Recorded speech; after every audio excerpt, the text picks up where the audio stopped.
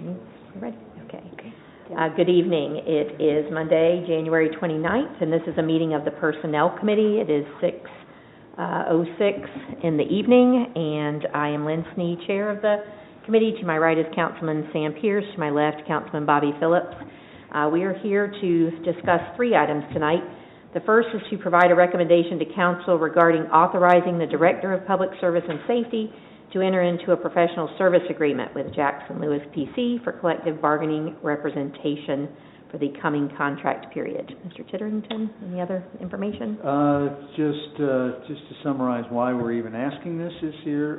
This is the third year of our existing three-year contracts with our 6 bargaining unit agreements. We have 3 agreements with the FOP and police, officers, sergeants, and captains. We have 1 with the firefighters and platoon commanders and the lieutenant, and we have 2 AFSCME contracts, one with General Streets and the other with the Park Board employees.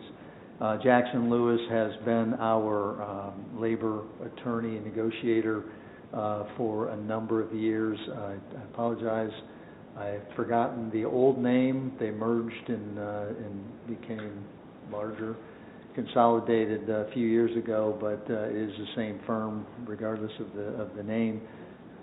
So they are well versed in our contracts and our bargaining positions, and we will start negotiating sometime this year, as late as starting in the fall. Okay. All right. Any questions from committee members? Yes, Mike. With this merger with Jackson Lewis, will we have the same attorney that has represented Yes. the city in the past? Yes. Okay. Yes, Emily, she negotiated for us 3 years ago. Gotcha. Okay, that's all I have. Thank you. Mr. Pierce, any questions? No. No. Any other council members or audience members have questions? Yes. If you'd come to the microphone, give us your name and address, please. I got a couple simple questions. Is this the best company to do this for us? Sure, if you can just give us your name and address for the record. I'm Steve Hendrickson at 975 Dickerson. Thank you. Yes. Question is, simple one. Is this the best company to do this job for us? And have we gone out and looked at other companies beyond this one? We have not looked at. We did not do any kind of bidding, Steve. This firm, their rates are very comparable with other firms, so we do know what the market rate is. What they offer is a lot of longevity and a lot of history, so they have a very low learning curve, which for basically every 6 minutes costs us money. So we're able to save that. And throughout the year, in normal circumstances, when we have labor questions, this firm and Emily specifically helps us out on behalf of the city. And so it's not just that they come back every 3 years. They continue to interpret and help us through ongoing challenges, and so they know the contracts very well. That doesn't mean that they're the best company to do this for us. They've done it in the past. We haven't fired them yet. That's not necessarily a good reason to continue with them. My question is... I would disagree with that as a blanket statement. I would say that we have always been very satisfied with them, and there are certain, if not most, professional services that, if they're competitive, if they're cost effective, if they know and they're familiar with the communities or the government's, the employer side of, in this case, employment contracts, I would not recommend ever that we change just for the sake of changing. So from that standpoint, to answer your question, I would say they are the best for us. And again, they know they don't have to learn What that also means is they've got this job forever. Because there will never be another company that's gonna be able to say, we know all the intricacies of the labor relations in Troy, Ohio. That's my concern, is that it's same as some of the board appointments is, okay, once you're there forever. That's my fundamental concern, and it should be your concern too. Is I understand that they're really nice people, they've done a good job, but once they're there, they're there. And to your point, is we can get the Supreme Court justices here, and none of them could say, oh, we're intimately familiar with what's going on here. So that's my concern, is that there's no turnover, there's no other voice, there's no other, even if you can get somebody else at the same price. You say it's not a issue of pricing because they're all the same. Okay, I understand that, but that doesn't necessarily mean that they're the best just because they've done it before. Okay, and that's true of every contract you guys issue. Sure, and I guess I would respond by saying, number one, well, there are two reasons that we would consider not recommending them. Every 3 years, the council has the opportunity to evaluate and answer that very question. I also have the opportunity at any point, if we're not satisfied with performance, or if their costs increase, and they have not increased in several years, against the rest of the market. That's great. The problem I've got is, did they negotiate the best contract for the city with the unions? And I don't know that, and then there's nobody in this room that knows that either. If I You may, got- if What? I may Certainly. potentially answer that. I can say from my 15 years on council, and having worked in the sphere of a couple of the organizations that we bargain with, from my side, seeing both sides of the table, I will say, from my opinion, that this firm has negotiated fairly, competently, and represented the wishes that came from council off of our direction of the parameters that we got. So we haven't, it didn't cost us in the long run with labor prices and any other conditions that have come from council. Plus, you're speaking in the terms, and I'm just going to use the term limits type thought process, and term limits are a double-edged sword. Because, I know more than anybody else. So you get both good representatives and bad representatives.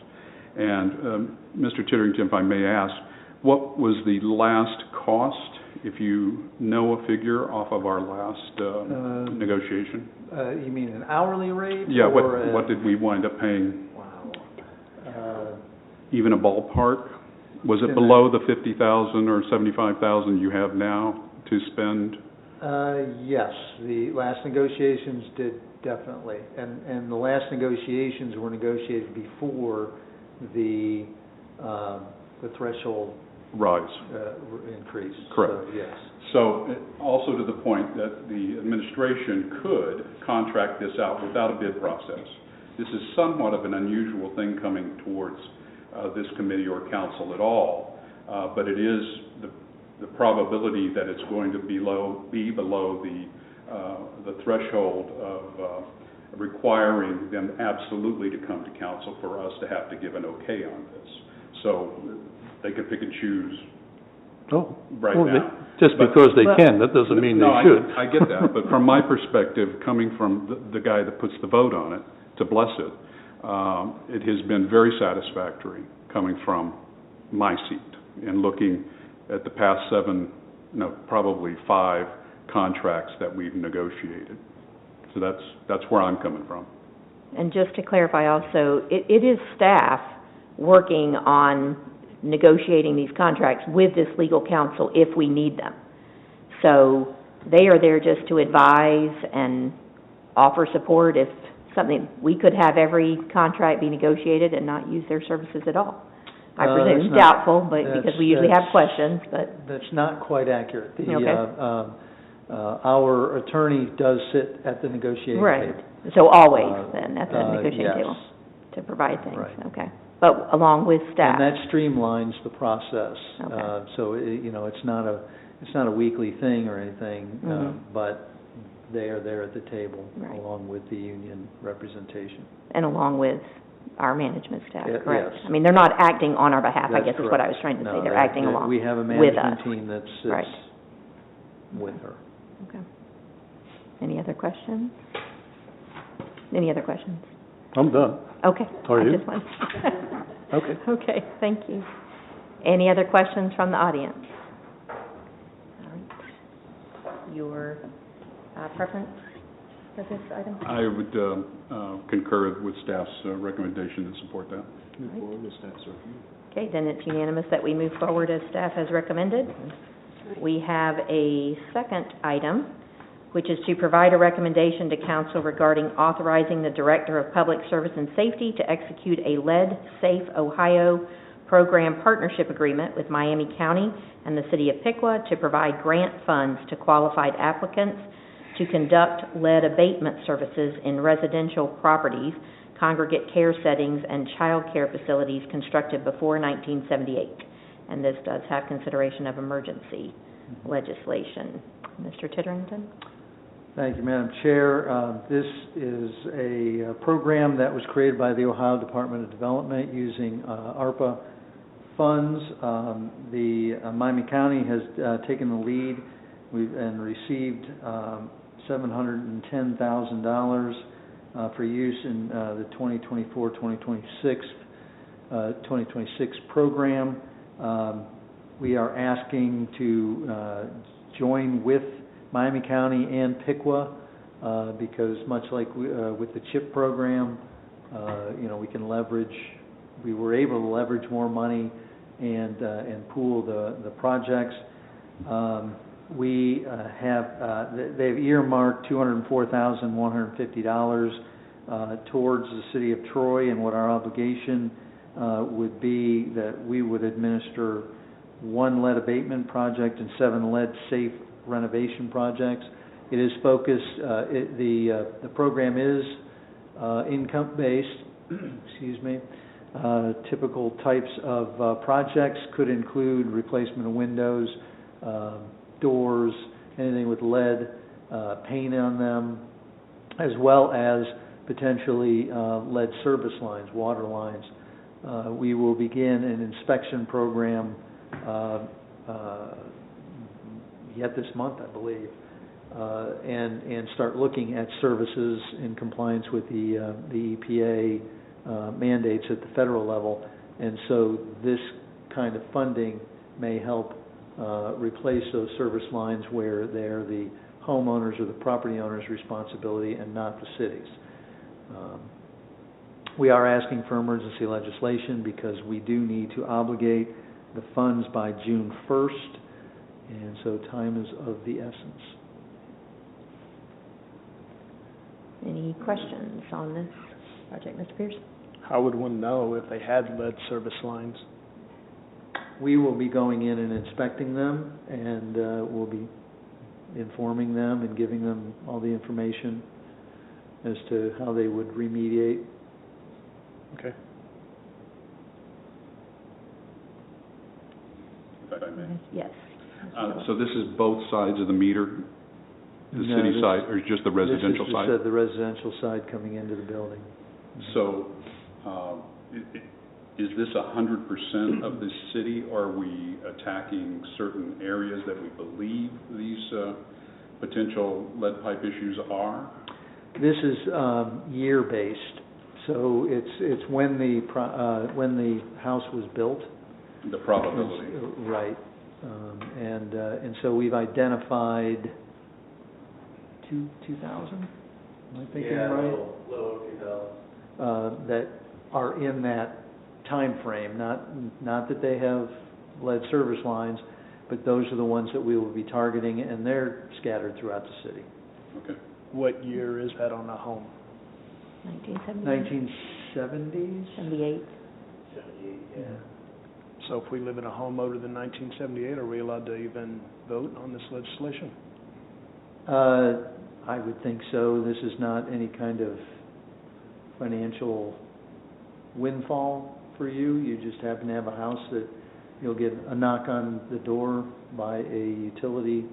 Actually, you'll get a letter asking that you set up an appointment to come in and take a look at it, and they'll determine whether you have lead or not. Okay.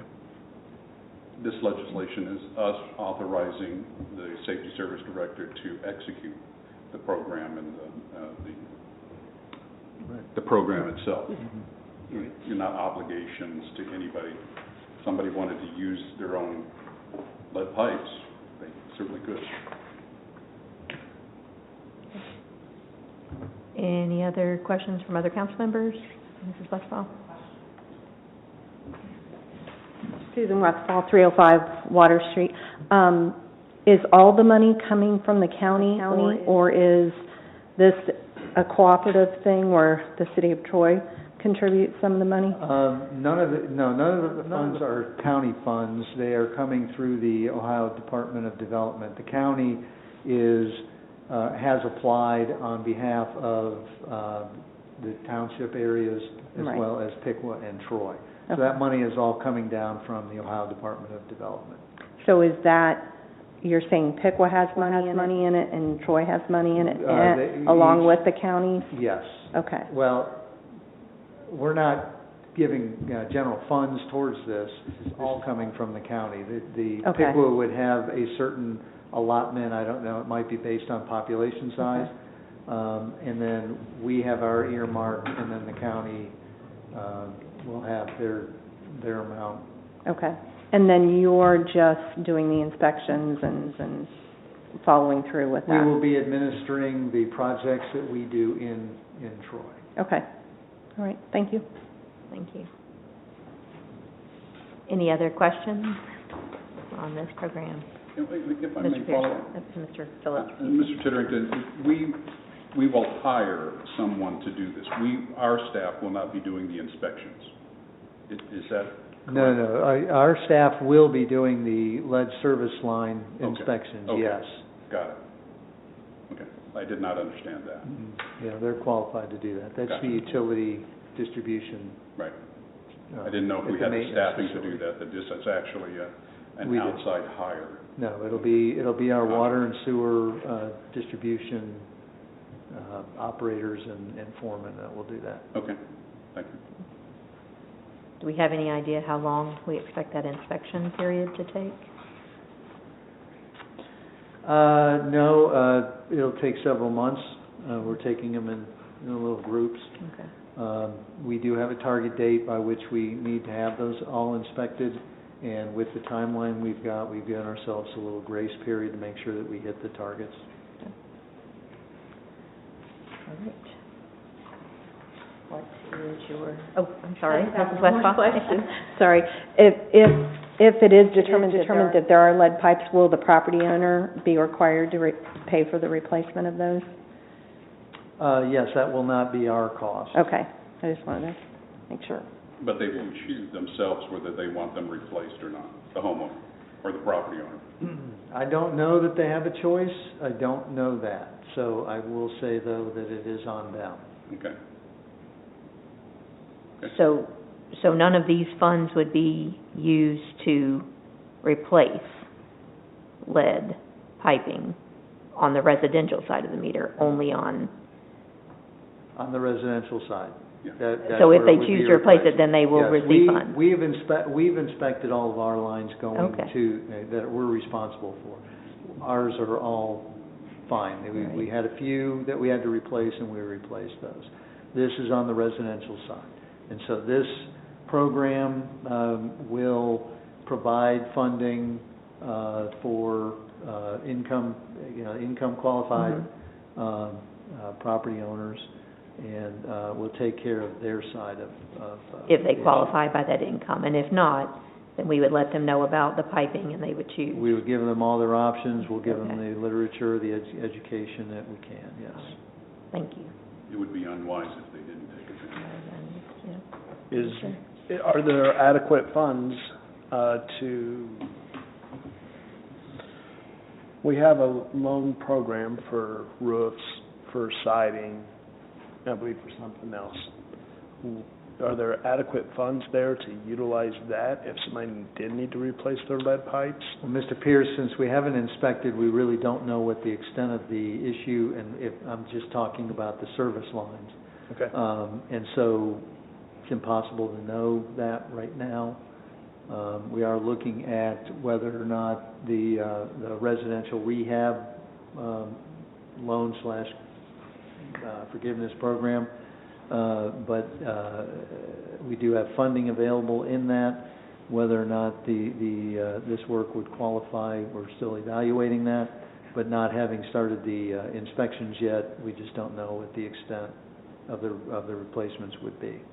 Thank you. Any other questions?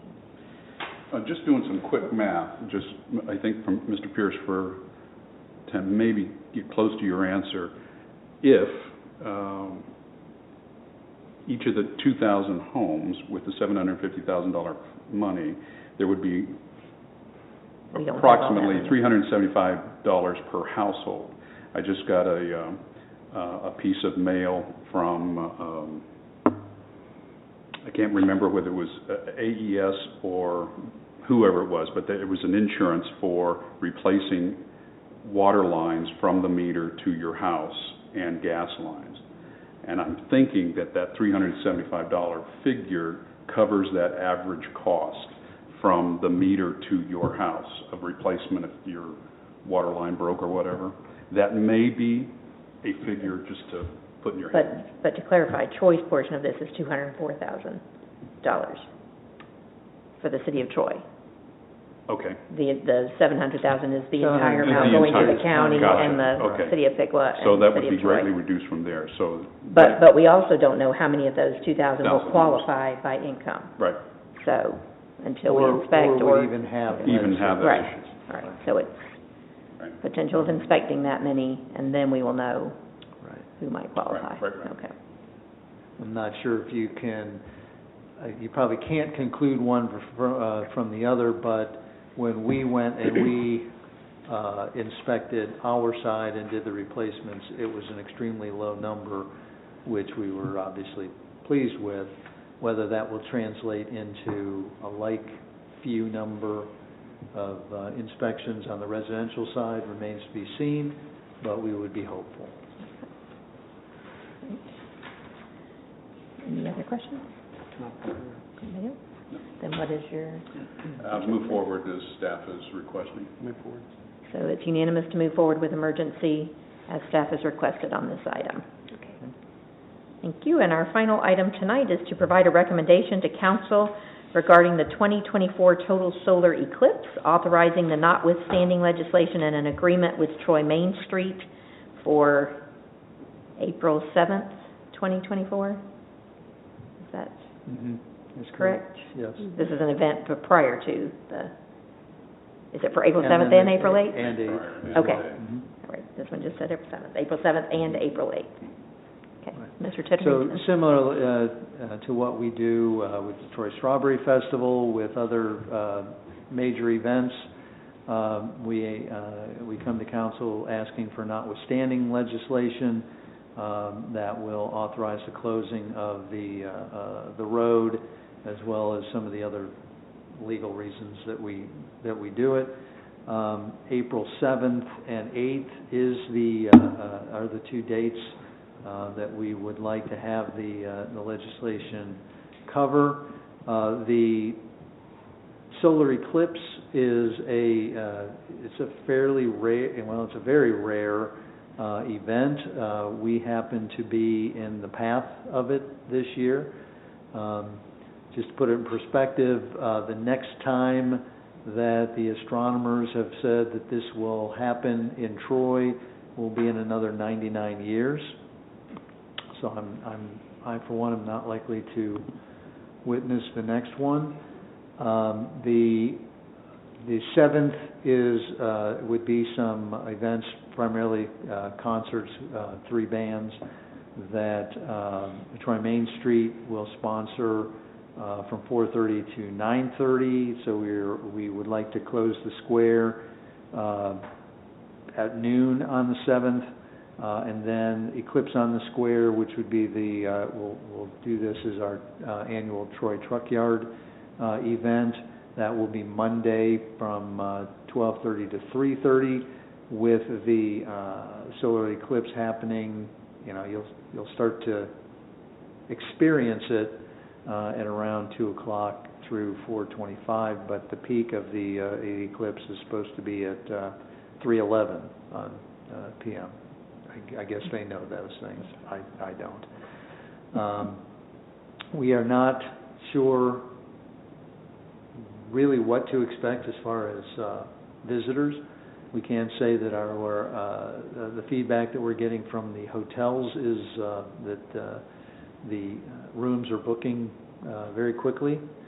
So we do anticipate that we will have quite a number of folks that will be here for those 2 days, and so we would like to keep them entertained.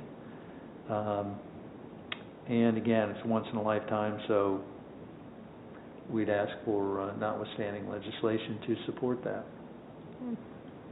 We are not asking for emergency legislation. Any questions? I do not. Any questions, Mr. Pierce? No. But I do have my solar eclipse classes already. Yeah. And school will be canceled that day, so it should be an exciting day. Any questions from the audience about this? All right, then what is your pleasure? And move forward. And it's unanimous to move forward with that. All right. And there are no other items to come before this committee, so we are adjourned. Thank you.